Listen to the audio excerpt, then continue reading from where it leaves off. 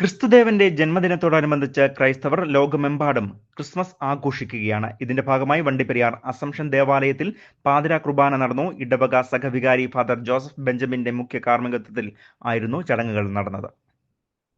Rainbow news വാർത്തകൾ നിങ്ങൾക്കായി അവതരിപ്പിക്കുന്നത്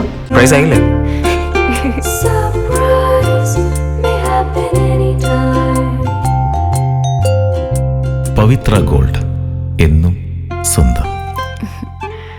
ഒരെണ്ണം കൂടി വാങ്ങായിരുന്നു. ശാന്തിയുടെയും സമാധാനത്തിന്റെയും സന്ദേശം നൽകുന്ന ലോകരക്ഷയ്ക്കായി മനുഷ്യനായി പിറവിയെടുത്ത ദൈവപുത്രനായ ക്രിസ്തുദേവന്റെ ജന്മദിനമായ ക്രിസ്മസ് ലോകമെമ്പാടുമുള്ള ക്രൈസ്തവർ ഭക്തി ആദരപൂർവ്വം കൊണ്ടാടുകയാണ്. ഇതിന്റെ ഭാഗമായി വണ്ടിപ്പെരിയാറിലെ വിവിധ ദേവാലയങ്ങളിൽ കുർബാനയും ക്രിസ്മസ് ആഘോഷ പ്രത്യേക പരിപാടികളും നടന്നു. ഇതോടൊപ്പം പെരിയാറിന്റെ പ്രധാന ദേവാലയമായ വണ്ടിപ്പെരിയാർ അസംഷൻ ദേവാലയത്തിൽ നടന്ന പാതിരാ കുർബാനയ്ക്ക് ദേവാലയ സഹവികാരി ഫാദർ ജോസഫ് ബെഞ്ചമിൻ മുഖ്യ കാർമ്മികനായിരുന്നു. ഇടവക വികാരി ഫാദർ ഫ്രാൻസിസ് നെടുമ്പറമ്പിൽ, ഫാദർ സുപ്രിയാനുസ് OCD, ഫാദർ രഞ്ജു ഓക്കം എന്നിവർ സന്നിഹിതരായിരുന്നു.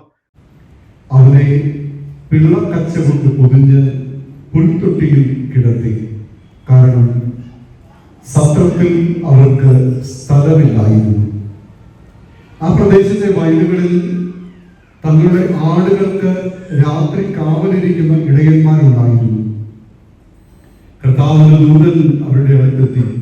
രാത്രി 9:30 ആരംഭിച്ച കുർബാന 11:30 അവസാനിച്ചത്. ബത്ലഹേം കാലിത്തൊഴുത്തിന്റെ മാതൃകയിൽ ദേവാലയത്തിൽ പ്രത്യേകം തയ്യാറാക്കിയ പുൽക്കൂട്ടിൽ ഉണ്ണിയേശുവിന്റെ രൂപം വെച്ചതോടുകൂടിയാണ് ആഘോഷങ്ങൾക്ക് തുടക്കമായത്. വിശുദ്ധ കുർബാനയ്ക്ക് ശേഷം കുട്ടികളുടെ വിവിധ കലാപരിപാടികൾ അരങ്ങേറി.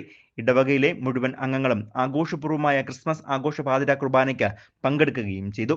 ക്രിസ്മസ് ആഘോഷ പരിപാടികൾക്ക് ഇടവക സെക്രട്ടറി സ്റ്റെലിൻ കല്ലറയ്ക്കൽ, മത അധ്യാപകർ എന്നിവരും മറ്റ് കമ്മിറ്റി അംഗങ്ങളും നേതൃത്വം നൽകുകയും ചെയ്തു. News bureau, Vandiperiyar.